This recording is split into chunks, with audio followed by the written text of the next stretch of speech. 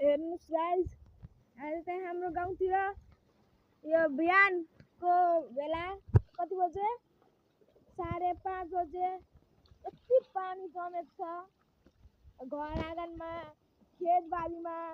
हेर्नुहोस् पानी यो चाहिँ बाटोमा हो गाइस, यो चाहिँ बाटोमा हो।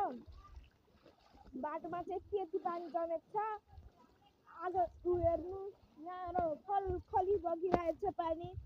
हेर्नुहोस् खलखली पानी बगिरहेछ, पुरै झरना जस्तै पानी बगिरहेछ। उता जाँदैछ बाटोमा यति पानी छ। हेर्नु आँगनमा कति पानी जमिरहेछ। यो चाहिँ बाटोको सिन हो गाइस। हामीहरू पल्लो गाउँतिर जान्छौँ। पल्लो गाउँमा त जहिले भर्छ। हाम्रो आँगन चाहिँ जहिले डुब्छ। हाम्रो आँगन चाहिँ जहिले डुब्छ क्या। यता चाहिँ केही पनि भएको रहेछ। यतापट्टिको मात्र सबै भएको रहेछ। यतापट्टिको चाहिँ केही पनि भएको रहेन रहेछ। यतापट्टिको केही पनि भएको छैन। पूर्वपट्टिको केही पनि भएको छैन। पश्चिमपट्टि चाहिँ पुरै डुबिसकेको छ गाइस।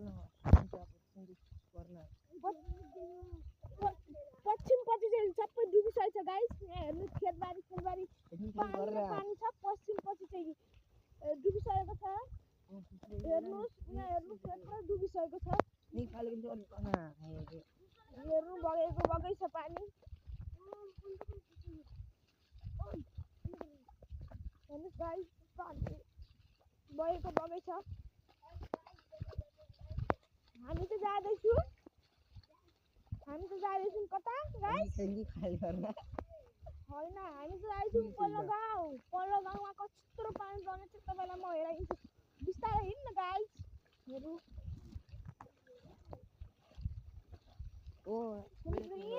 यत्रो पानी जमेको छ गाइस।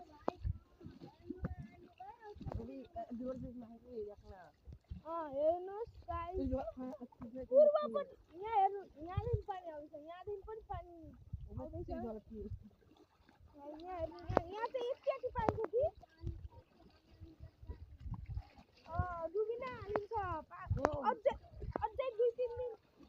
2-3 दिन पानी पर्यो भने नि गाइस डुबिनै हाल्छ पानी। घरभित्र त्यस्तो घरभित्र छिरिहाल्छ पानी। खलखली बगिरहेछ पानी। खलखली खेतमा आइरहेछ। यहाँहरू खलखली गइरहेछ पानी। यहाँदेखि उता गइरहेछ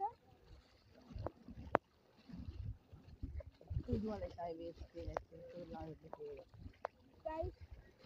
कति पानी हुन्छ। जहिले हाम्रो यस्तै हो भाइ। पानी पर्यो भने जहिले